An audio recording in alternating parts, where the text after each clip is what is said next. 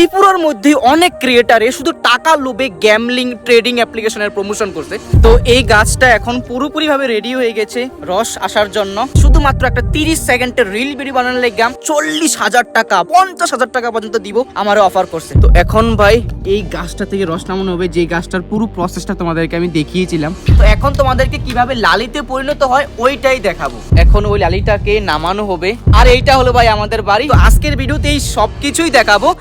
নমস্কার, কেমন আছো তোমরা সবাই? আশা করি তোমরা সবাই অনেক ভালো আছো। তো কালকের ব্লগে আমি প্রমিস করেছিলাম কিভাবে খেজুর গাছ থেকে খেজুরের রস নেওয়া হয়, তারপরে ওই রসটা দিয়ে কিভাবে লালি তৈরি করা হয়, এই সবগুলো প্রসেস আমি দেখাবো তোমাদেরকে, আমি প্রমিস করেছিলাম। তো আজকের ভিডিওতে এই সবকিছুই দেখাবো। আর এইটা হলো ভাই আমাদের বাড়ি, আর আমাদের ঘরের সামনেই এরকম আমরা গাঁদা ফুল লাগিয়েছি। এই যে দেখতে পারো, কেমন লাগছে ভাই ফুলগুলো অবশ্যই জানিও কিন্তু কমেন্টে।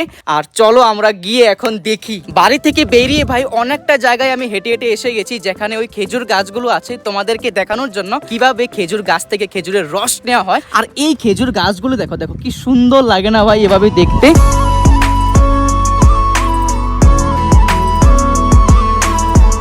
এখানে এসে ভাই একটা অনেক বড় সমস্যায় পড়ে গেছি। যে আঙ্কেলটা এরকম খেজুরের গাছগুলো থেকে খেজুরের রসগুলো তুলে, ওই আঙ্কেলটাকে কোথাও খুঁজে পাচ্ছি না। না গাছের কাছে আছে, না আঙ্কেলটার যে বাড়ি আছে ওই জায়গাতে আছে, কোনো জায়গাতেই বাড়িতে নেই, কেউ বলতে পারো না বলে কোথায় গেছে। তো এখন আমি কি করে দেখাবো যে এই খেজুর গাছগুলো থেকে কে রস তুলে আর কিভাবেই বা রসগুলো তুলে। ভাই টেনশন হইতেছে ভাই, এত দূরের থেকে আইসি ভাই, তো আমরা দেখানোর লেগে আমি দৌড়ে দৌড়ে বাড়ির থেকে আইসি, বাট আয়াসেরা দিয়ে এখানে নাই, যাই না কি করুম ভাই। আর এই খেজুর গাছটা দেখো কি সুন্দর লাগে না, এই খেজুর গাছটা, এই গাছগুলো দেখো প্রচন্ড সুন্দর লাগছে কিন্তু।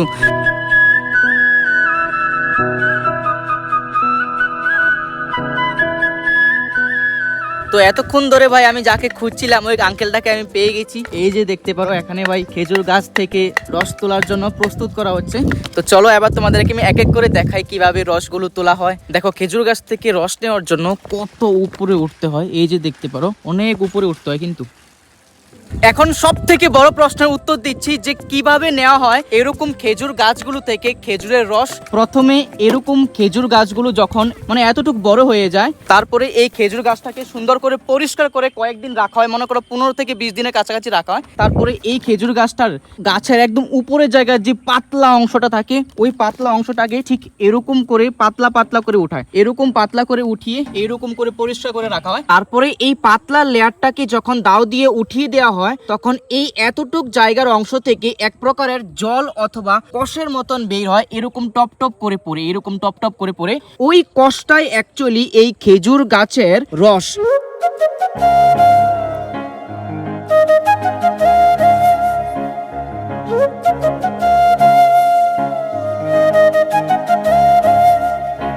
আর এই রসটা যাতে ডানে অথবা বামে না পড়ে, এর জন্য দেখো কি সুন্দর করে থাক থাক করে বানিয়ে দেওয়া হয়েছে।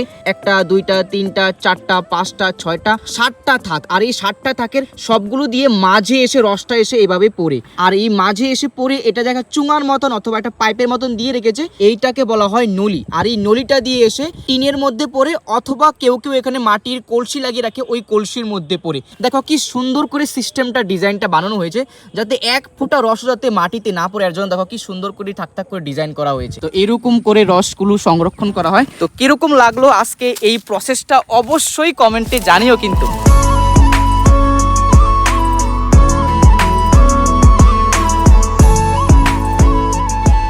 তো এবার তোমাদেরকে আমি একটা গাছ ফার্স্ট টু লাস্ট কিভাবে কাটা শুরু করা হয়, কিভাবে খেজুরের রসটা নেওয়া হয়, এই গাছটার পুরো প্রসেসটা তোমাদেরকে আমি দেখাবো। আমি কোনো কথা বলবো না, তোমরা শুধু প্রসেসটা এনজয় করো যে কিভাবে কাজগুলো করা হচ্ছে।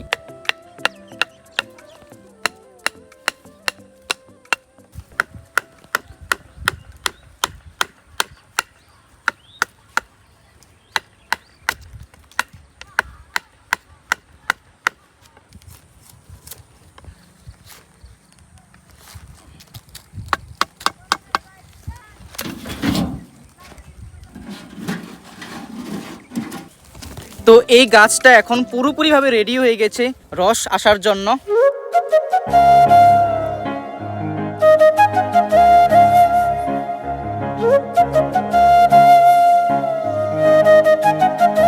তো এভাবেই ভাই প্রস্তুত করা হয় প্রত্যেকটা খেজুর গাছকে রস দেওয়ার জন্য।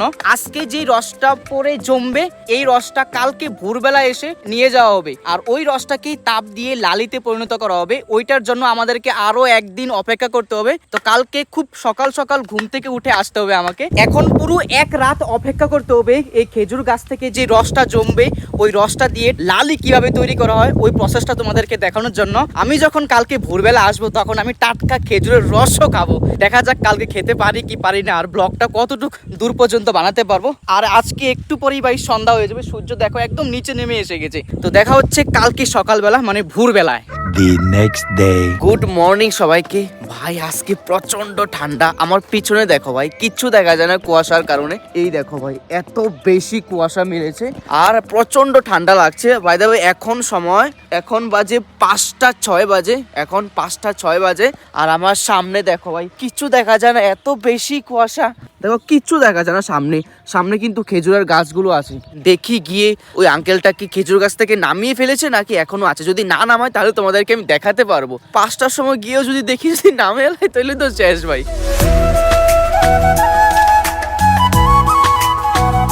নিজের চোখে না দেখলে কেউ বিশ্বাসই করবে না যে আমাদের এখানে এত বেশি পরিমাণে কুয়াশা পড়ে। গ্রাম সাইড এলাকার মধ্যে না সব থেকে বেশি কুয়াশা পড়ে। আমার আগের জায়গাটা দেখো, সামনের জায়গাটা দেখো, ভালো করে দেখা যায় না কিন্তু কয়েকটা বড় বড় গাছ দেখা যাচ্ছে, আর এর আগে কিন্তু কিছু দেখা যাচ্ছে না। আর এই সাইডে কিন্তু ধানের ক্ষেত, এই যে দেখতে পারো এরকম ধানের ক্ষেত কিন্তু ভাই আগে রাস্তা আছে কিছু দেখা যায় না। আর এই সাইডেও সেম, ওইদিকে একটা পুল আছে, এই যে দেখতে পারো এই পুলটা জুম করার পরে দেখা যায়, কিন্তু জুম ছাড়া দেখাই যায় না, এত সাদা হয়ে আছে এত বেশি পরিমাণে। তো প্রচন্ড লেভেলের কুয়াশা, হাতগুলো জমে ঠান্ডা, এরকম করতে গেলে এই জয়েন্টগুলোর মধ্যে ব্যথা হয় ভাই, এত বেশি পরিমাণে ঠান্ডা ভাই গ্রাম সাইড এলাকায়। আমি তো এখন খুঁজছি যে আঙ্কেলটা গাছে উঠে টিনগুলো ঝুলিয়েছে ওই আঙ্কেলটাকে। এখন ভাই যেখানে খেজুরের রসগুলো নামানো হচ্ছে ওই জায়গাতে আমি এসে গেছি।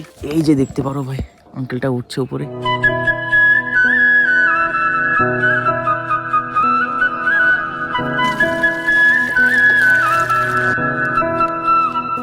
তো এখন ভাই এই গাছটা থেকে রস নামানো হবে, যে গাছটার পুরো প্রসেসটা তোমাদেরকে আমি দেখিয়েছিলাম।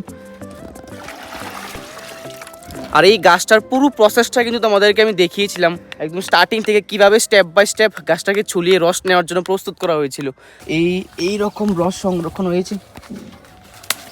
কালকে রাত্রে রস চুরি হয়ে গেছে, এর জন্য রস কমে গেছে।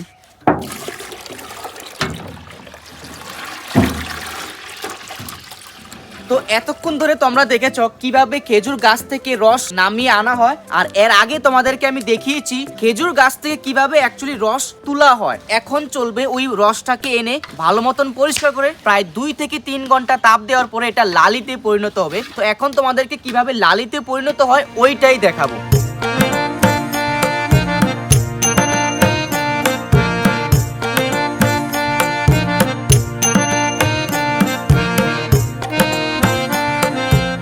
এখন ওই খেজুরের রস থেকে লালি হওয়ার যে প্রক্রিয়ায় পড়ে ছিল, এখন লালিতে প্রস্তুত হয়ে গেছে। এখনকার কালারটা দেখো কিছুটা এরকম কালার থাকে। আর এখন জানো কতটা বাজে? এখন বাজে ভাই 9:37। 5টার সময় থেকে শুরু হয়েছিল লালি তৈরির প্রক্রিয়া, আর কালকে থেকে তোমাদেরকে আমি দেখানো শুরু করেছি কিভাবে এই লালি তৈরি করা হয়। এখন ওই লালিটাকে নামানো হবে। আজকের ভিডিওতে তোমাদেরকে আমি পুরো প্রক্রিয়াটা দেখিয়েছি কিভাবে খেজুর গাছ থেকে রস নেওয়া হয়, তারপরে লালি কিভাবে বানানো হয়। তো এইটা ছিল আজকের পুরো প্রক্রিয়াটা। কাকু আমিও যাইয়া শেষ আজকের লালি তৈরির প্রক্রিয়া। তুমি কি কখনো টাটকা খেজুরের রস খেয়েছো? খেয়ে থাকলে অবশ্যই জানিও। ওই 5টার সময় এসেছিলাম আর এখন ভাই 9:30 থেকে 10টা মনে হয় বেজে গেছে অলরেডি। তো কেমন লাগছে আজকের ভিডিওটা অবশ্যই কিন্তু কমেন্টে জানিও ভাই। 2 দিন ধরে ভাই লেগে আছে শুধু একটা ভিডিওর পিছনে। সকালবেলা এই সাইডে যেই বেশি কুয়াশা ছিল, আর এখনো দেখো কুয়াশা কিন্তু এখন আর নেই।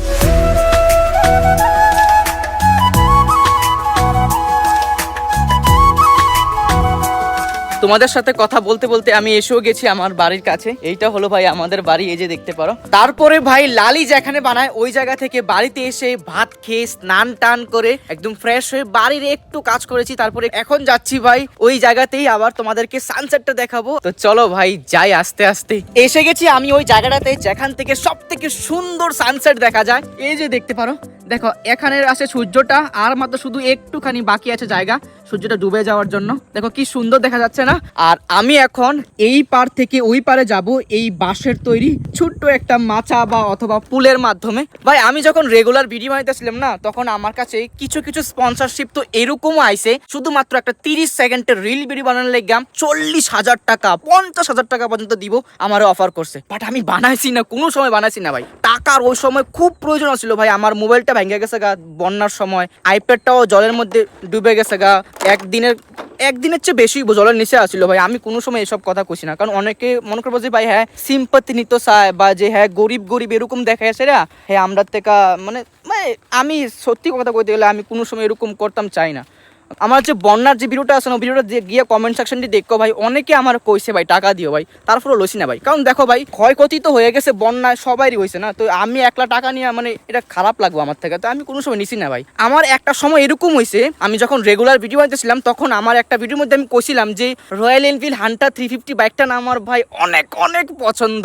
তো ওই কোম্পানির তারা ভিডিওটা দেখতেছিলাম, তারা আমারে মেল করছে যে ওই বাইকটা তারা আমারে গিফট করবো। আমি তার লেগে 3টা ভিডিও বানাইতাম, 3 মাসে 3টা ভিডিও, প্রতি মাসে একটা ভিডিও, 3 মাসে তারা 3টা ভিডিও বানিয়ে দিতাম, আর তারা আমারও রয়্যাল এনফিল্ড বাইকটা তারা গিফট করে দিব। বাট তারপরও আমি বানাইছি না। এর কারণ কি জানো? এর কারণ যেখান থেকে এই স্পন্সরশিপটি আসছিল না, ওই স্পন্সরশিপে যে কোম্পানিগুলো আসছিল ওইগুলো ট্রেডিং অ্যাপ্লিকেশন, রামি, গ্যামলিং, ওই গেম খেললা টাকা ইনকাম করলাও। একটা ট্রেড দিয়ে আমি দেখো আইফোন কিনে লাইতেছি, স্যামসাং S25, S26 আলট্রা কিনে লাইতেছি, এরকম দেখানো তো মানে অ্যাকচুয়ালি এটি মানে শুধুমাত্র শোবাজি ফাঁকিবাজি অ্যাপ্লিকেশন ভাই। আমি কোনো সময় ভাবি যে ভাই একটা 30 সেকেন্ডের রিল ভিডিওর লাগে তারা আমার 40,000 টাকা দিব ভাই। মানে আমার যে টিচাররা আছে, স্কুল টিচাররা, তারা মতন বেতনের একটা সিঙ্গেল ভিডিও, তো যদি আমি 30 দিনে 30টা ভিডিও বানাই এরকম, তাহলে আমি কত টাকা ইনকাম করতে পারলাম বলি। সত্যি কথা কইছি ভাই। বাট আমি এটা কোনো সময় করছি না ভাই। কোনো সময় যেন মন অনেক খারাপ লাগে যে ভাই আমি ত্রিপুরার মধ্যে থাকা গ্যামলিং অ্যাপ্লিকেশন, ট্রেডিং অ্যাপ্লিকেশন, সাট্টাবাজি অ্যাপ্লিকেশন, এইসব রামি অ্যাপ্লিকেশন, এইসব অ্যাপ্লিকেশনের প্রমোশন করি না। বাট সেম কোম্পানি ত্রিপুরারই অন্য কোনো ক্রিয়েটারের কাছে যখন যায়, তারা ভাই দিব্যি ভাই ভিডিও বানায়, টাকা ইনকাম করে। ত্রিপুরার মধ্যে অনেক ক্রিয়েটারে শুধু টাকা লোভে গ্যামলিং ট্রেডিং অ্যাপ্লিকেশনের প্রমোশন করছে। আর আমার সামনের যে সানসেটের ভিউটা না, এই দেখো ভাই কি সুন্দর লাগে।